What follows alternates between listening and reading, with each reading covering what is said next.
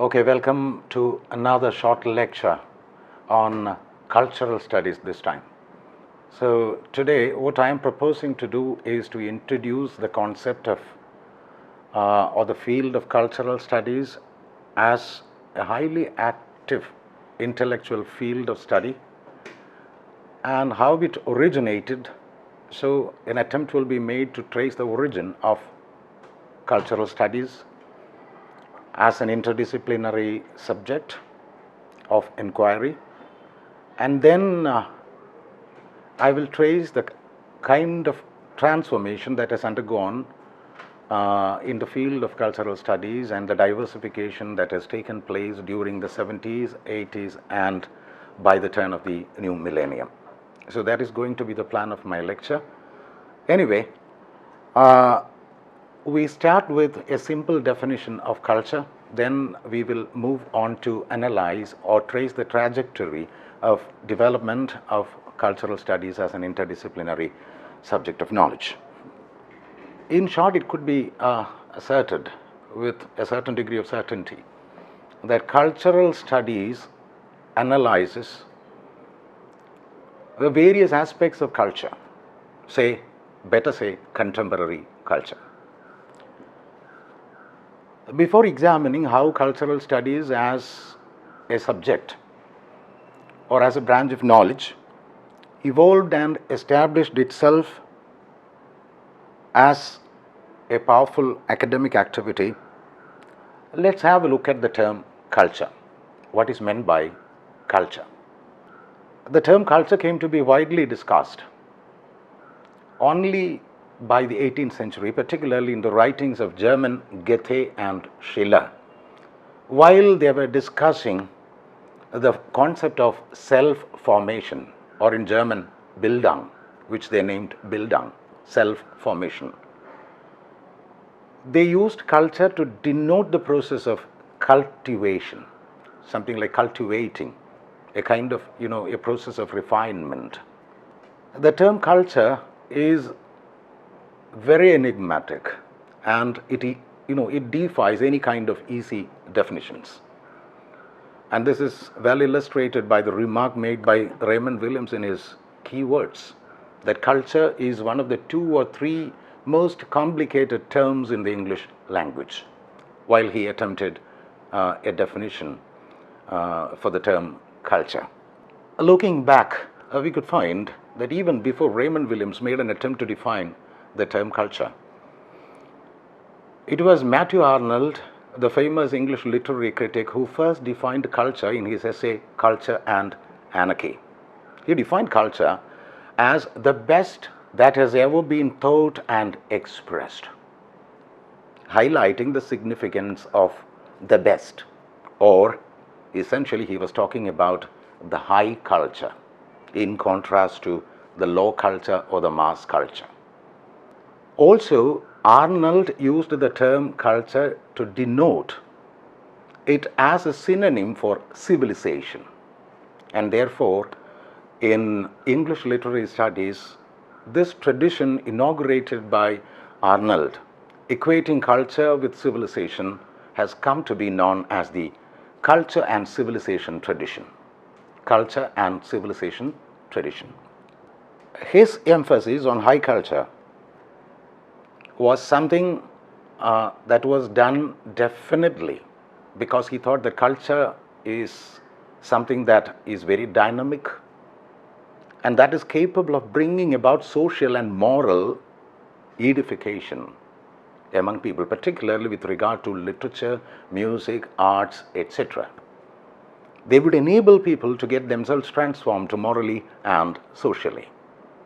The liberal humanist concern of Mr. Arnold is very evident in his definition.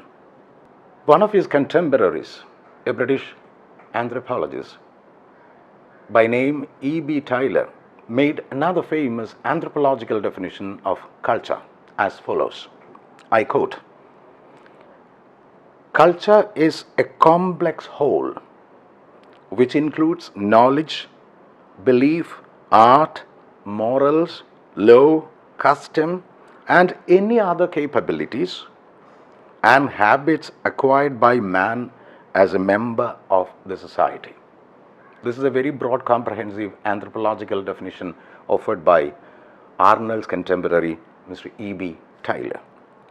The same way of highlighting the aspect of high culture was followed by another school of thought in England, particularly as part of canon formation by F.R. Lewis, Q.D. Lewis, and supporters or followers of Lewisism.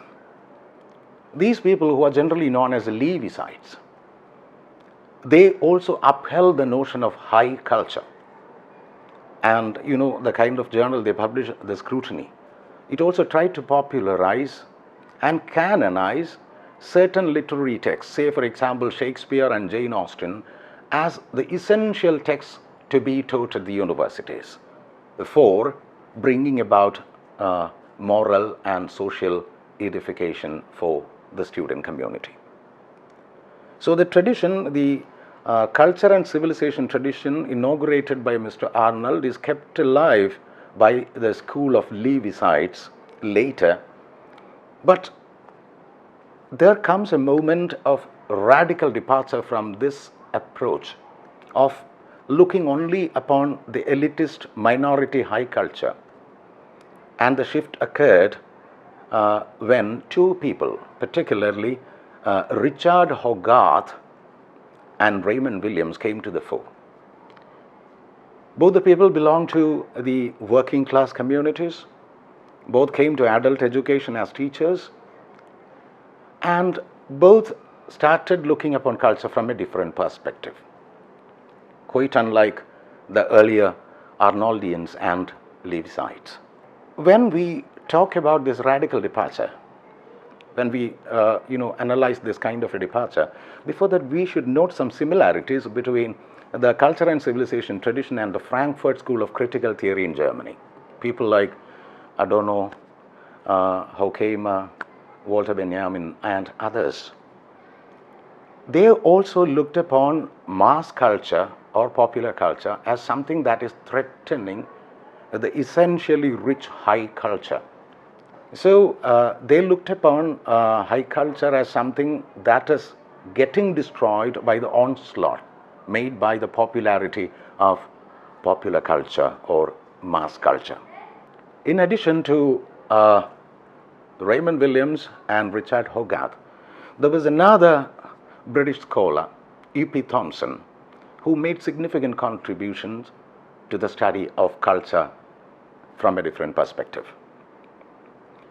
E.P. Thompson's The Making of the British Working Class, and Richard Hogarth's The Uses of Literacy, and Raymond Williams' two books in particular. One is Culture and Society and The Long Revolution. All these works nostalgically recollect the existence of a foregone tradition, the existence of an organic community of industrial working class with similar shared tastes and values. But there is something very special about the standpoint taken by Raymond Williams in this regard. Because Raymond Williams, he talks about culture, or he defines culture from three perspectives.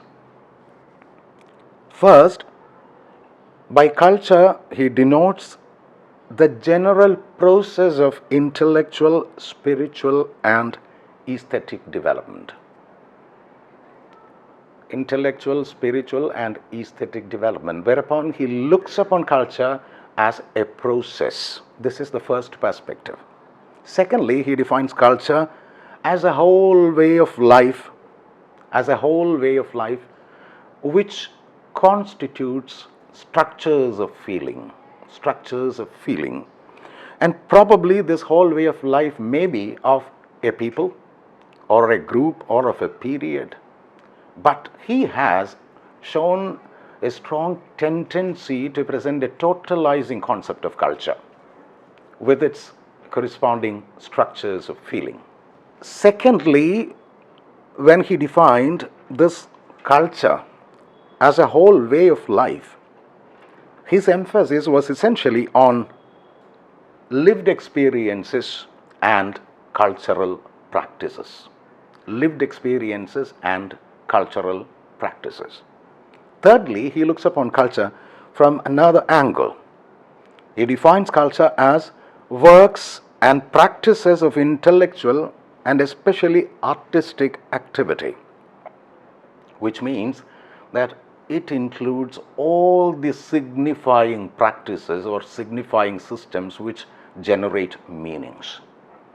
So essentially, signifying practices generate meanings, and all the signifying practices are included in this third definition of culture by Raymond Williams. It may include literature, poetry, novels, ballet, dance, popular music, fine arts, movies, media. Everything has been included in this third definition. And he says that each of these components could be thought of as constituting texts. So not a literary text, text. Anything could be thought of as a text. For example, a song could be thought of as a text, a dance or a ballet could be thought of as a text. So the word text has been used very powerfully, evocatively by Raymond Williams in his third definition. As I have already mentioned, Raymond Williams, as a scholar writing on culture, actually introduced a totalizing concept of culture, which stressed the kind of interaction and struggle that exists between different social classes. So when we look upon society or culture as a totality, of course there are different classes that belong to the society. And he says that there is enough scope for interaction and struggle between the elements in the total structure. Thus, he highlights the possibility or highlights the internal contradictions or inherent contradictions within late capitalism. And thus he highlights the presence of, revolutionary potential in a late capitalist society. This is essentially something very, very revolutionary as far as writings of Raymond Williams are concerned. The next stage in the development of cultural studies as an academic discipline. One should be very careful to use the word discipline because, cultural studies was always against disciplinarity. But it is often referred to as an interdisciplinary academic enterprise, cutting across boundaries between social sciences and humanities, borrowing extensively from social sciences, particularly methodologies and, ideas, and contributing significantly to the growth of social sciences and humanities as a result of its engagement with different fields of knowledge in social sciences and humanities. Well, let's have a look at how cultural studies as an academic discipline emerged as a reaction. It is often described as, a reaction. The development of cultural studies could be thought of as a reaction against three powerful tendencies. The first one, it could be thought of as a reaction against liberal humanism, which assigned centrality to the human. And the last liberal humanist, probably one could say that it was Mathew Arnold. And therefore, we can say that cultural studies evolved as a reaction against the culture and civilization tradition inaugurated by the British literary critic and scholar Mathew Arnold. Also, it could be thought of as a reaction against orthodox Marxism or classical Marxism propounded by Karl Marx and Engels, which believed in the essential division between the base and the superstructure. The base is economic, and this economic base will determine the superstructure.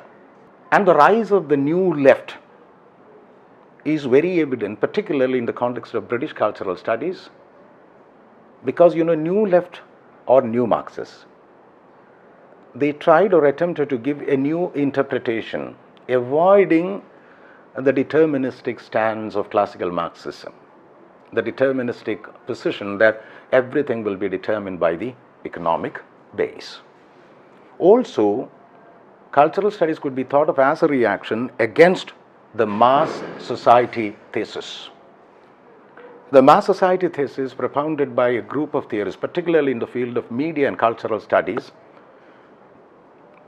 a group which focused their attention exclusively on studying the media effects, which has better come to be known as, the positivist or behaviorist media theories, where they paid attention to the effects created by media, and which was to a certain extent shared by the Frankfurt School of Critical Theory, particularly writers like Adorno, Horkheimer, Walter Benjamin, and others in Germany.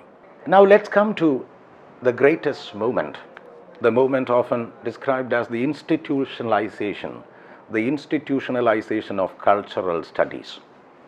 With the establishment or with the founding of a particular center by Richard Hogarth in 1964 at the University of Birmingham, named the Center for Contemporary Cultural Studies, CCCS, in 1964.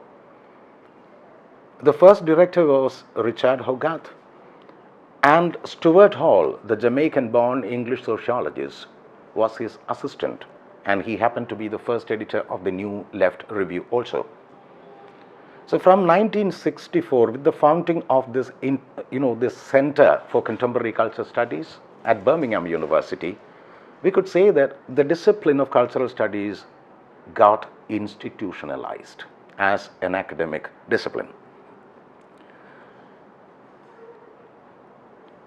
In the early part of the kind of research undertaken at the Birmingham Center or the CCCS at Birmingham University, we could say that the distinction between mass culture and working culture, because if you look at the works of Richard Hogarth, Raymond Williams, and E.P. Thompson, we find that they were all talking about the working class culture or the industrial working class culture of England. So this kind of a distinction between the mass culture and working class culture lost its significance with the establishment of CCCS at the University of Birmingham. New perspectives and theories emerged in 1970s with focus on questions pertaining to ideology, subjectivity, agency, identity, power, etc. So these are the new areas which came to the center stage for research purpose at the CCCS by the 1970s. Also, Dick Hebdige made an attempt to study the subcultures, particularly the British subcultures, during the early part or in the 70s at the center, Birmingham Center. By the turn of the 70s, which is often described as the cultural turn, it has come to be known as the cultural turn because there was a linguistic turn by the 1950s in the introduction of structuralism. Similarly, there was a cultural turn, which means that everything came to be studied under this broad lens of culture. So looking at social phenomena, cultural phenomena, through this lens of culture has become very integral by the turn of the 1970s. If you look at the kind of development, further development at the center, we could find that there were two streams of thought or two paradigms operating very powerfully. One is called the Structuralist Paradigm, particularly Marxist Structuralist Paradigm, connected with the French theorist Louis Althusser and the Italian Marxist Antonio Gramsci, his concept of hegemony. So this constitutes, these two thinkers, their ideas constitute what is known as the Structuralist Paradigm or Structuralist strand, while there is a corresponding Culturalist paradigm taking place simultaneously, side by side. Well, in addition to these two theoreticians, Louis Althusser and Antonio Gramsci, the contributions made by the French semiotician, Marxist semiotician Roland Barthes, also came to be productively employed in the Birmingham Center for Cultural Research. When we further move forward, by 1980s, new perspectives, new focuses were made for research purpose at the Birmingham Center. Slowly, issues of race, ethnicity, class, women's issues, immigration and diaspora, or the immigrant population, they all came to the center stage for discussion. Feminism became,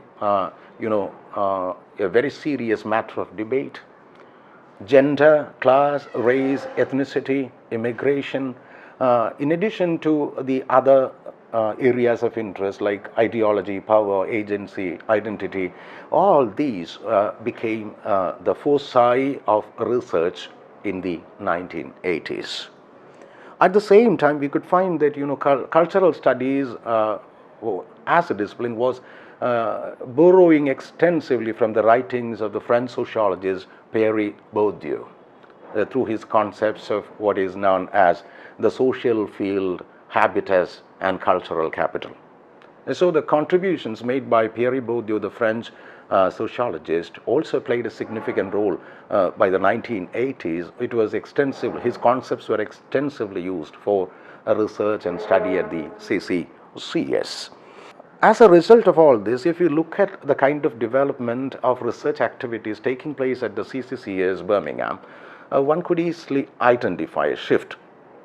The early phase of CCCS, or British Cultural Studies at Birmingham, focused its attention on text or the site of production. Text or the site of production. So by the 80s, there was a shift away from this to what is known as audiences and consumption. How cultural consumption happens and how consumers, consume cultural artifacts, whether they are consuming it as cultural dupes, as Frankfurt School observed, or whether they can actively construct meanings through the process of cultural consumption. Also, there is another noticeable shift of focus in research and cultural studies, which is discernible with the arrival of Michel de Certeau and his concept of resistance and pleasure. He says that consumption itself is a site. Consumption or consumption of cultural artifacts is itself a site where a kind of pleasure is derived by people through resistance, everyday resistance. So by 1990s, research at the Birmingham Center took a different turn, and it has become so comprehensive that anything and everything could be discussed as part of cultural studies by the end of the 20th century. And unfortunately, by the turn of the new millennium, the center had to be closed down.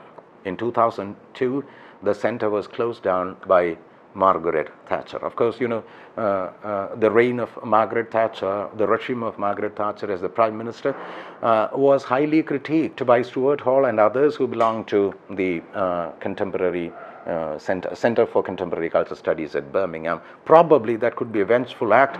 Somehow the department, the center, came to be closed in 2002. But fortunately by then, cultural studies was appropriated by other countries, particularly the US, where it has been accepted as a vigorous field of inquiry and research, where this has come to be accepted as a great discipline, which could be described as interdisciplinary or antidisciplinary or cross-disciplinary in nature, cutting across several boundaries, demarcating human sciences or humanities and social sciences. And it came to be something like, this movement after 2000, we could say that cultural studies got internationalized with its introduction of departments, global conferences, global national conferences, journals. A lot more of activities are taking place everywhere in the world, including US, Australia, then Latin America, and even South Asia. And this is how, at the turn of the new millennium, we find the development in the field of cultural studies. Thank you very much.